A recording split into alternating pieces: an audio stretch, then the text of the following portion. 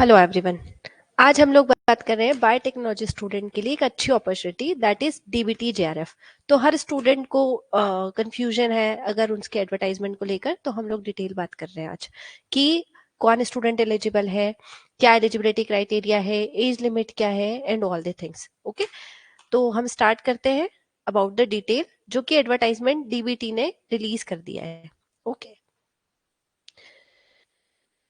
तो सबसे पहले हम बात कर लें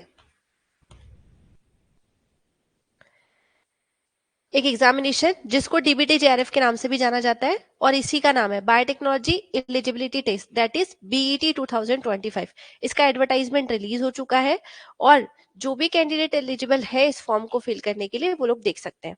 so hello everyone, I am Vinita Yadav. I have qualified so many exams like CSIR NET and MPSET also. So let me discuss about the detail. And हम हैं उपलब्धि से। यहाँ पर हमने डीबीटी जेआरएफ के लिए बेचेस स्टार्ट कर दी हैं, ऑनलाइन और ऑफलाइन दोनों मोड में हमारी क्लासेस है। डिटेल के लिए आप हमारा मोबाइल नंबर यहाँ पर दिया हुआ है, उससे कांटेक्ट कर सकते हैं। हमने यहाँ पर एड्रेस भी डाला है। जो स्टूडेंट चेक करना चाहते हैं कोर्सेज के लिए वो उपलब्धि ऐप डाउनलोड करके डिटेल चेक कर सकते हैं। Okay, so let we start about the advertisement कि डीबीटी का एडवर्टाइजमेंट क्या है, इसमें क्या क्या डिटेल्स है और आपको फॉर्म फिल करते टाइम किन चीजों का ध्यान रखना है। ओके, तो जैसे कि आप सब लोग जानते हैं department of biotechnology, ministry of science and technology जो कि गवर्नमेंट ऑफ इंडिया का पार्ट है, ये एक फेलोशिप प्रोग्राम रिलीज करता है that is DBT JRF programme. Okay, JRF मतलब junior research fellowship.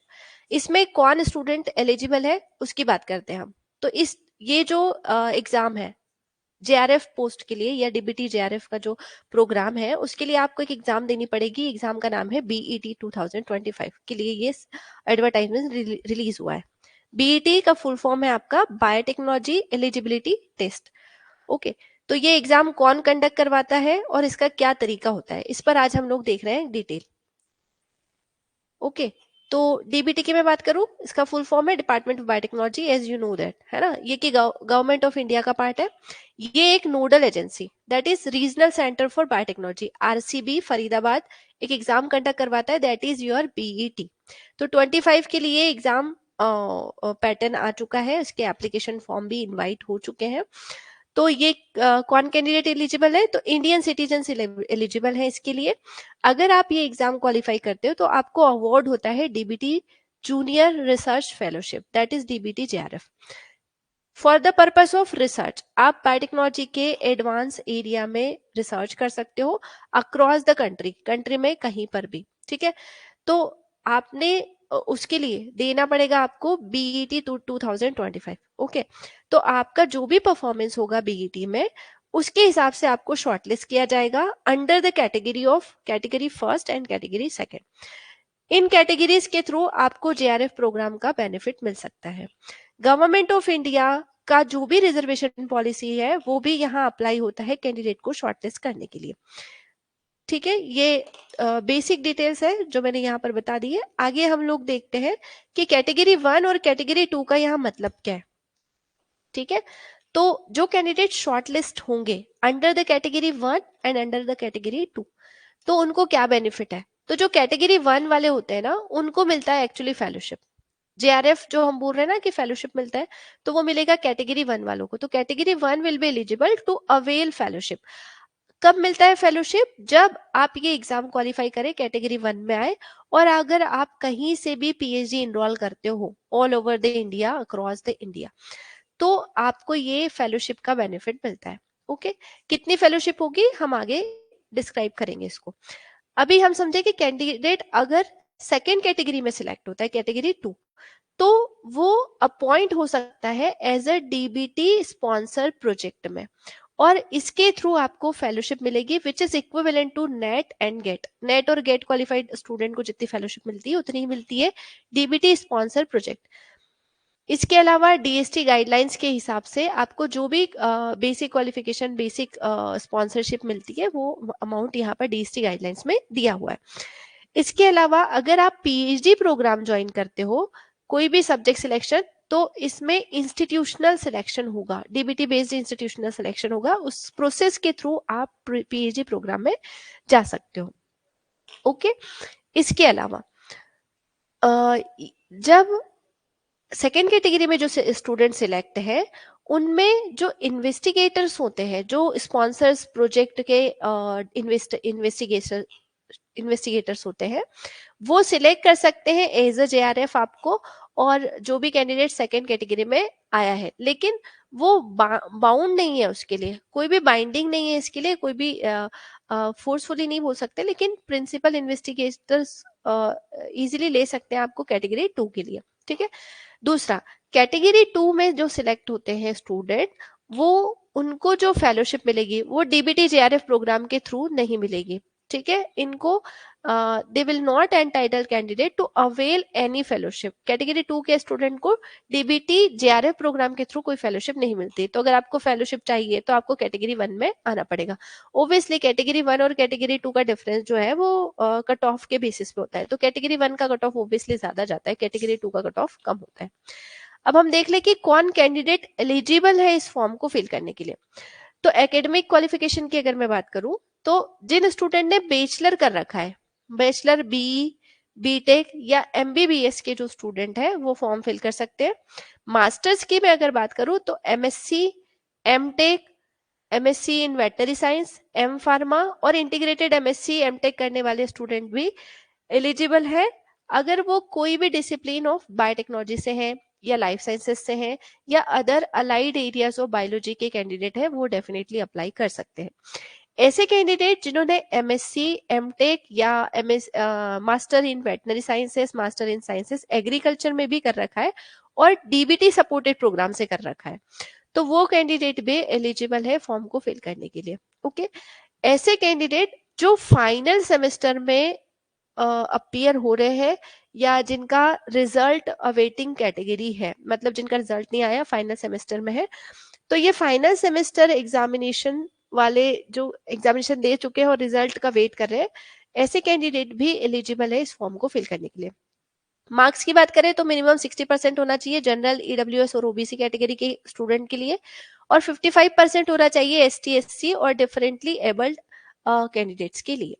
Okay, age limit की अगर मैं बात करूं तो जनरली 28 है एज लिमिट, और ये काउंट कब तक होगा, last date of application form, जो आप एप्लीकेशन फॉर्म भरोगे उसकी लास्ट डेट होगी, तब तक का डेट काउंट होगा, और आपकी एज होनी चाहिए 28 for the general category and EWS both. पर एज रिलैक्सेशन जैसे गवर्नमेंट ऑफ इंडिया का है कि 5 ईयर रिलैक्सेशन है for the ST, SC and differently abled के साथ वुमन कैंडिडेट्स है, तो इनके हिसाब से सेपरेटली इनको कैंडिडेट को रिलैक्सेशन है, जैसे कि 5 साल का, तो 33 ईयर्स मिला है एसटी, एससी और डिफरेंटली एबल्ड को, और इसके अलावा अप टू 3 इयर्स का, मतलब 31 इयर्स फॉर द नॉन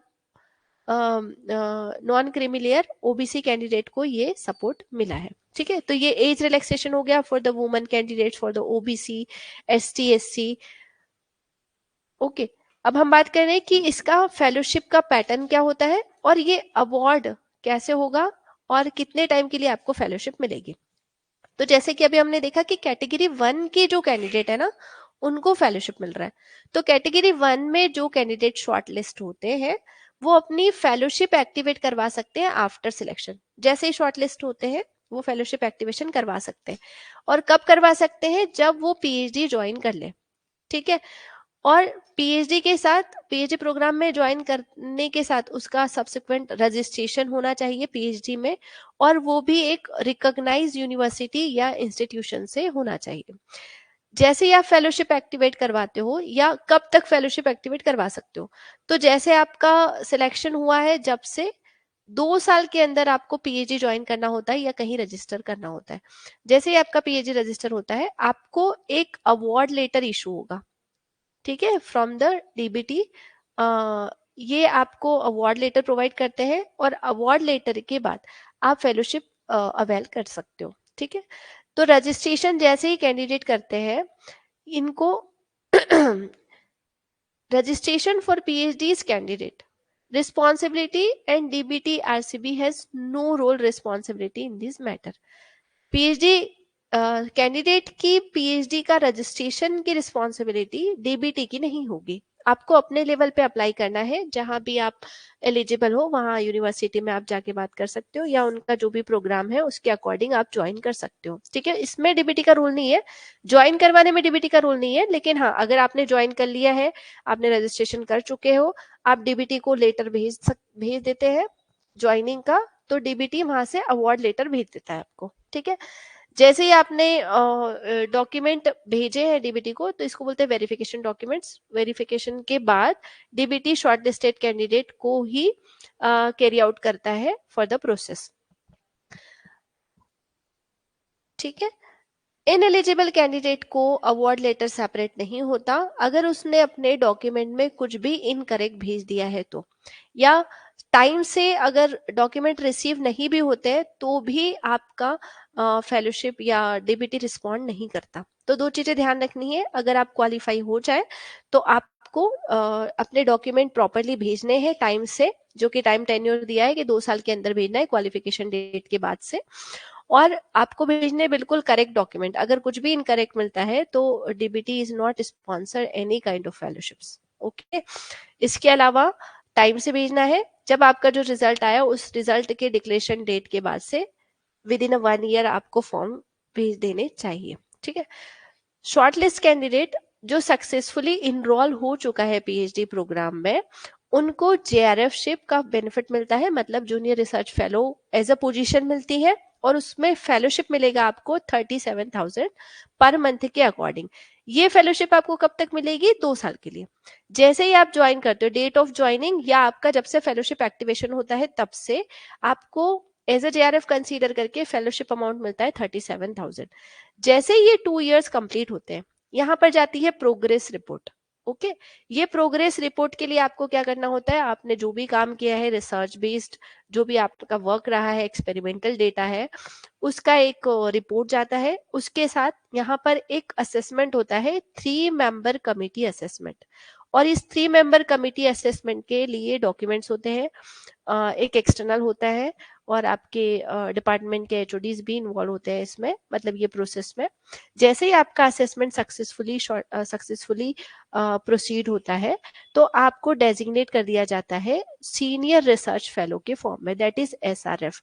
और जैसे ही आपको ये एंटाइटल मिलता है तो आपकी फेलोशिप इनहेंस हो जाती है, और ये फेलोशिप हो जाएगा आपका लगभग 42,000 per month for the remaining duration. कितना बचा है? 3 इयर्स। तो टोटल फेलोशिप आपको कितने साल के लिए मिल रही है? 5 साल के लिए। उसमें से 2 साल आप एज ए जेआरएफ काम करते हो, फिर आपका प्रोग्रेस प्रॉपर सेटिस्फैक्ट्री जाने के बाद आपको अपग्रेड कर दिया जाता है, और अपग्रेडेशन के बाद आपको एसआरएफ का अमाउंट मिलना स्टार्ट हो जाता है, और ये है आपका मिलेगा अमाउंट आपको रिमेनिंग 3 ईयर्स के लिए। ठीक है, एडिशनली डीबीटी जेआरएफ और एसआरएफ जैसे आप एंटाइटल होते हो, आप अवेल करते हो एचआरए का भी ऑप्शन है, अगर आप एप्लीकेबल हो। एचआरए मतलब इट्स हाउस रेंट अलावेंस, और ये इसी के साथ आपको कॉन्टिजेंसी का अमाउंट भी मिलता है। ठीक है, ये अमाउंट होता है आपका 30,000 contingency per annum on the pro rata basis, ये इनका कॉन्टिजेंसी अमाउंट होता है। तो ये सारी डिटेल हो गई अवार्ड करने की, कि कितना फेलोशिप मिलेगा, क्या क्या पोजीशंस मिलती है, और आप इसको कितने टाइम में अवेल कर सकते हो। मोड ऑफ सिलेक्शन की अगर मैं बात करूं कि इस फेलोशिप प्रोग्राम के लिए आप कैसे सिलेक्ट होंगे, तो कैंडिडेट शॉर्टलिस्ट होते हैं on the basis of merit. Merit बनेगा एक कंप्यूटर बेस्ड टेस्ट, जिसको हम बोल रहे हैं बीईटी। तो मतलब बीईटी का एग्जाम होगा किस पर बेस्ड? कंप्यूटर बेस्ड, मतलब ऑनलाइन होगा, और उसमें जो कैंडिडेट शॉर्टलिस्ट होते हैं वो मेरिट के बेसिस पे होते हैं। तो ऑब्वियसली आपका नंबरिंग मैटर करेगा कि कौन ने कितना नंबर अचीव किया है। इसके बाद सिलेबस ऑफ एग्जामिनेशन आपको इस साइट पे मिल जाएगा, यहाँ पे साइट अपलोडेड है, उसका पीडीएफ भी डाला हुआ है। ठीक है, तो इस साइट पर जाकर आप अपना सिलेबस निकाल सकते हो। पैटर्न ऑफ एग्जामिनेशन की अगर मैं बात करूं तो यहाँ पे पैटर्न दिया है, देखो इसका जो मीडियम होता है बीईटी का वो इंग्लिश में ही आएगा पेपर सिर्फ। ओके, और क्वेश्चन पेपर विल कंप्राइज, इसमें एमसीक्यूज बेस्ड क्वेश्चन होता है। ये कैसा होता है पेपर? एमसीक्यू बेस्ड होता है। इसमें 2 सेक्शन है, section A and section B. Section A में 50 क्वेश्चन है एंड ऑल आर कंपल्सरी। ठीक है, 50 क्वेश्चन है, और इसमें लेवल होगा 10+2 का, मतलब 10th 12th लेवल का बेसिक सब्जेक्ट आता है, जिसमें होता है इंक्लूड आपका general science, mathematics, chemistry, general aptitude, analytical, quantitative ability, general biotechnology. और एक क्वेश्चन जो होता है वो 3 नंबर का होता है, ठीक है, और इसमें नेगेटिव मार्किंग भी होती है। और एक इनकरेक्ट रिस्पॉन्स के मैटर में आपको 1 मार्क डिडक्ट होगा, मतलब एक क्वेश्चन अगर आपने गलत किया तो आपका 1 नंबर चला जाएगा। ओके, टोटल मार्क्स में से डिडक्ट होगा आपका, ये नेगेटिव मार्किंग है। अगर आपने कोई क्वेश्चन अटेम्प्ट नहीं किया या अनआंसर्ड या अनअटेम्प्ट क्वेश्चन है तो उसके लिए आपको कोई मार्क्स नहीं मिलेंगे, ठीक है। क्वेश्चन नंबर सेक्शन बी की अगर मैं बात करूं तो इसमें 150 एमसीक्यूज होते हैं, जो कि स्पेसिफिकली बायोटेक्नोलॉजी के होंगे, और कैंडिडेट को अटेम्प्ट करने होंगे 50 क्वेश्चन। एक क्वेश्चन होगा 3 नंबर का, और इसमें भी नेगेटिव मार्किंग होती है। कितनी नेगेटिव मार्किंग? 1 negative marking. अगर आपने कोई क्वेश्चन छोड़ दिया है या आपने कोई क्वेश्चन अटेम्प्ट नहीं किया है तो उसके लिए आपको कोई मार्क्स नहीं मिलेंगे, ओके, या 0 मार्क कंसीडर होगा उसके लिए। तो ये था आपका पैटर्न ऑफ एग्जामिनेशन, जिसमें हमने देखा कि सेक्शन ए और सेक्शन बी होते हैं, कितने क्वेश्चन है और कितने अटेम्प्ट करने हैं। It's all about the pattern of exams. Examination cities की मैं बात करूं तो जब आप फॉर्म फिल करेंगे ना तो आप 4 डिफरेंट सिटीज के लिए अप्लाई कर सकते हो, मतलब 4 प्रेफरेंस में आप सिटीज डाल सकते हो, और उनकी चॉइस के हिसाब से आप एप्लीकेशन फॉर्म फिल कर सकते हो। जनरली अलॉट होता है इन 4 में से, ऑप्ट कर सकते हो आप, मतलब ड्यूरिंग जब आपका एग्जाम होगा ना तो इन 4 में से जो आपने ऑप्ट किया है उसमें से आपको कोई भी एक सिटी मिल जाएगा। पर कभी कभी in certain cases candidate allot किया जा सकता है डिफरेंट सिटीज, जो कि आपने नहीं भी डाला तभी भी आपको मिल सकता है due to the administrative reasons, okay. इसके अलावा टीएडीए नहीं मिलेगा आपको एग्जाम में अपीयर होने के लिए, ओके। मोड ऑफ एप्लीकेशन क्या है? तो ओब्वियसली आपको मोड ऑफ एप्लीकेशन आपको ऑनलाइन ही एप्लीकेशन फॉर्म फिल करना है। इंफॉर्मेशन बुलेटिन दिए है उसमें फॉर्म फिल करने के लिए, पेमेंट एप्लीकेशन फी अमाउंट भी दिया है इसमें। आप रिक्वायर्ड डॉक्यूमेंट और सर्टिफिकेट चेक कर सकते हैं इस साइट पर जाकर, ओके। ये दोनों साइट दी है, इस पर आपको प्रिस्क्राइब्ड फॉर्मेट मिल जाएगा, जो जो डॉक्यूमेंट रिक्वायर्ड होंगे इस फॉर्म को फिल करने के लिए। इसके अलावा प्रिस्क्राइब्ड फॉर्मेट होगा जिसमें कैटेगरी सर्टिफिकेट और एक अंडरटेकिंग लगेगा उन स्टूडेंट्स को जो कि फाइनल ईयर में अपीयर हो रहे हैं या फिर जिनका रिजल्ट अवेटेड कैटेगरी में है, तो उसका फॉर्मेट यहाँ पर दिया हुआ है, ये साइट दी है आपको, ठीक है। तो इन साइट पर जाकर आप फॉर्मेट देखें कि कौन कौन से डॉक्यूमेंट्स हैं, उन डॉक्यूमेंट को रेडी करें और फिर फॉर्म फिल करने के लिए बैठे। एक और चीज, आप अमाउंट देख लें कि कितना अमाउंट लगेगा। एक आप जो फीस डालते हो वो जनरली नॉन रिफंडेबल ही होती है, नॉन ट्रांसफरेबल एप्लीकेशन फीस होती है। अगर मैं बात करूं जनरल, ओबीसी और ईडब्ल्यूएस के लिए तो 1300 पेबल होगा। इसके अलावा 650 rupees is required for the ST SC and PW categories, okay. तो इसके लिए आपको यहाँ डिटेल इंपॉर्टेंट डेट्स दी हुई है कि क्या डेट्स है, एप्लीकेशन फॉर्म कब से स्टार्ट होंगे। तो यहाँ दिया है आपको 28 फेब से फॉर्म स्टार्ट हो चुके हैं और क्लोजिंग डेट है इसकी 28 मार्च, ओके। 28 मार्च इसकी लास्ट डेट है। कब तक? ये टाइम देख लो, 5 बजे तक का ही होता है, अप टू 5 PM। इसके अलावा क्लोजिंग के बाद ऑनलाइन एप्लीकेशन फॉर्म की आप 28 मार्च कर सकते हो, और फीस भी आपको तब तक ही भरनी है, फीस के लिए अलग से टाइमिंग नहीं है, ठीक है। एप्लीकेशन फॉर्म फिल कर दे, फीस का भी लिखा है इन्होंने अप टू 11:50, मतलब 10 मिनट पहले तक का, ठीक है। और इसमें अगर आपके एप्लीकेशन फॉर्म फिल करने में कहीं कोई करेक्शन करना है या कोई गलती हो गई अगर आपसे, तो उसके लिए आपको 2 दिन का समय दिया है, 30 और 31 मार्च 2025। एग्जाम कब होगा? तो मई 2025 इसका डेट दिया है, 13 मई 2025, और टाइमिंग दिया है एग्जाम का 10 to 1 PM, okay. So all the best for the exam.